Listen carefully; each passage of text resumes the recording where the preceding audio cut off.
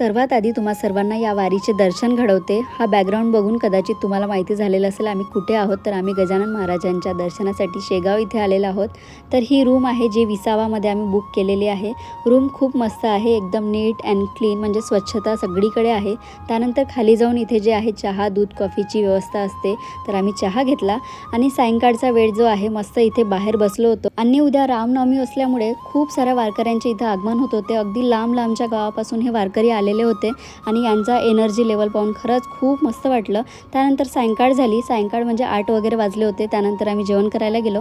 शेगाव म्हटलं तर मस्त असं सात्विक जेवण मिळतं विदाऊट मसाले। छान पोट भरून जेवण केलं, त्यानंतर आराम केला। दुसऱ्या दिवशी गजानन महाराजांच्या दर्शनासाठी आलो।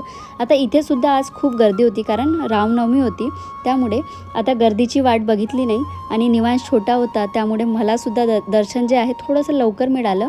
आणि निर्मय आणि निर्मयचे पप्पा थोडेसे मागे होते आणि इथे सुद्धा मस्त अशी लाइटिंग आणि ते जे मंदिराजवळचं माहोल होतं ते खूप मस्त वाटलं। आरतीची वेळ झाली, आरतीसुद्धा आम्हाला मिळाली। शेगाव हे खूप मस्त देवस्थान आहे जिथे कुठलीही धक्काबुक्की नाही, व्यवस्थित दर्शन होतं असं मला वाटतं। त्यानंतर आम्ही दुसऱ्या दिवशी जे आहे परत आपल्या गावाला निघालो। हा छोटासा ब्लॉग तुमच्यापर्यंत पोहोचवला, कसा वाटला कमेंट थ्रू नक्की कळवा।